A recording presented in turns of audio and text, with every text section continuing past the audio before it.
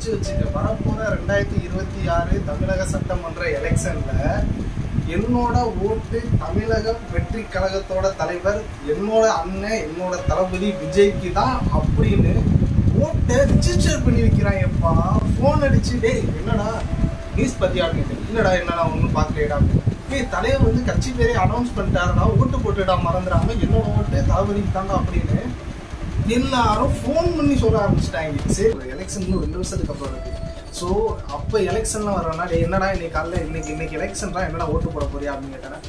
அதை நான் யாரா போடுவா போடாங்கட்டு, நமக்கு வேற வேலை இல்லை, தூங்கி எழுந்திரிச்சு போகிறோம், என் வரிசையில் எங்களுக்கு ஓட்டு போடணும் அப்படின்ற மாதிரி பேசிக்கிட்டு இருக்கிற பசங்க இப்போ என்ன பண்ணுறாங்கன்னா, இன்னும் 2 வருஷத்துக்கு அப்புறம் நடக்க போகிற எலெக்ஷனுக்கு தளபதிக்கு மறக்காம ஓட்டு போட்டுரு அப்படின்ற மாதிரி பேச ஆரம்பிச்சிட்டாங்க. ஸோ கைஸ், நீங்கள் யாருக்கு ஓட்டை போட போறீங்க வரப்போகிற 2026 எலெக்ஷனில்? ஓகே, இவர் எலெக்ஷனுக்கு வர்றதுக்கு முன்னாடி நிறையா வந்து ட்ரைனிங் எடுத்துகிட்டு வந்திருக்கேன். அதாவது அவரோட ட்விட்டரில் வந்து போட்டிருக்காரு பார்த்தீங்களா, ஒரு 3 பேஜ். அந்த 3 பேஜில் உள்ளது நம்ம இப்போ டீட்டெயிலாக பார்க்க போகிறோம். என்ன அப்படின்னா, நான் அரசியலில் வர்றதுக்கு முன்னாடி இப்போ நிறைய விஷயத்த நான் பார்த்துக்கிட்டு இருக்கேன். தமிழ்நாட்டில் சரியான ஆட்சி இல்லை, நிறைய ஊழல் நடந்துகிட்டு இருக்கு. இதை ஃபுல்லாக நான் வந்து கம்ப்ளீட்டாக நான் க்ளோஸ் பண்ணுவேன் அப்படின்ற ஒரு விஷயத்த சொல்லியிருக்காரு. ஸோ ஜாதி மதம் இந்த ஒரு 2 விஷயத்த வச்சு நம்ம எல்லாத்தையும் பிரித்து வச்சு ஒரு அரசியல் பண்ணிக்கிட்டு இருக்காங்க. கண்டிப்பாக அது நம்மளுக்கு நல்லாவே தெரியும். இதை வச்சு தான் இப்போதைக்கு செம்மையா அரசியல் பண்ணிட்டு இருக்காங்க. இதை நான் வந்து கண்டிப்பா பிரேக் பண்ணுவேன் அப்படின்ற மாதிரி சொல்றாங்க. இது வந்து நம்ம லைஃப்ல எல்லாத்துக்குமே ஒரு கோல் இருக்கும். இப்போ ஒரு சில பேருக்கு நான் நல்ல ஒரு எக்ஸாம் பாஸ் பண்ணி இந்த ஒரு வேலைக்கு போகணும், நான் இந்த பிஸ்னஸ் ஸ்டார்ட் பண்ணணும் அப்படின்னு அவங்களோட லைஃப்ல ஒரு ஹையஸ்ட் கோல் ஏதாச்சும் இருக்கும்ல. இப்போ என்னோட கோல் வேற, இந்த மாதிரி ஒரு கோல் இருக்கும்.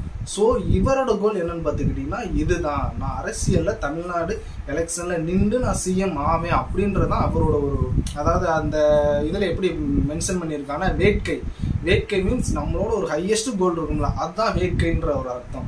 என்னோட வேட்கையே இதுதான், என்னோட கோலே இதுதான் அப்படின்ற மாதிரி ஆணித்தரமா அடிச்சு சொல்லியிருக்காரு. நான் 2026 எலெக்ஷன்ல வருவேன், நிற்பேன், கண்டிப்பா நான் ஜெயிப்பேன். இதுக்கே ஒரு கட்ஸ் வேணும். ஏன்னா சினி ஃபீல்ட்ல ரொம்ப ரொம்ப ரொம்ப ஃபாஸ்டா க்ரோத் ஆகிட்டு இருக்காரு. யாருன்னு பார்த்தா இப்போதைக்கு நம்ம தளபதி விஜய்.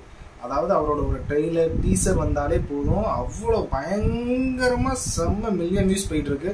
அந்த அளவுக்கு கரண்ட்ல ட்ரெண்டிங்ல உள்ள மனுஷன் எல்லாத்தையும் விட்டுட்டு, இல்லை நான் என் மக்களுக்காக நான் வர்றேன், இறங்கி அரசியல நிற்கிறேன் இன்னும் 2 வருஷத்துல அப்படின்னு சொல்றான். சும்மா சாதாரண விஷயம் இல்லை. இதுக்கே தனியா வந்து ஒரு கட்சி வேணும். எல்லாத்தையும் விட்டுட்டு ஒரு நாளைக்கு அவரோட சேலரி நம்மளுக்கே தெரியும்.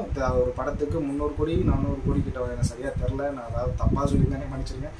இந்த கோடிக்கணக்காக சம்பாதிக்கிற இந்த நேரத்துல எனக்காக விட்டுட்டு, இல்லை நான் எல்லாத்தையும் விட்டுட்டு நான் மக்களுக்காக வந்துடுறேன், இறங்கி நிக்கிறேன் அப்படின்ற மாதிரி வராப்பாங்க. இதுக்கே கண்டிப்பா ஒரு கட்சி வேணும். ஏதோ ரொம்ப ஒரு ஏக்கமா, ஒரு நல்ல தலைவரே நமக்கு இல்லை, இவரை நம்ம மிஸ் பண்ணிடக்கூடாது அப்படின்ற மாதிரி வெயிட் பண்ணி ஓட்டு போடுற மாதிரி நமக்கு வந்து ஃபீல் ஆகுது.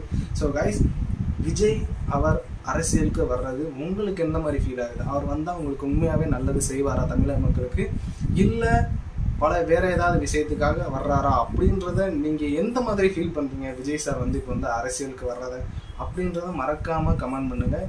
என்னோட ஓட்டு யாருக்குன்னு தெரியுமா?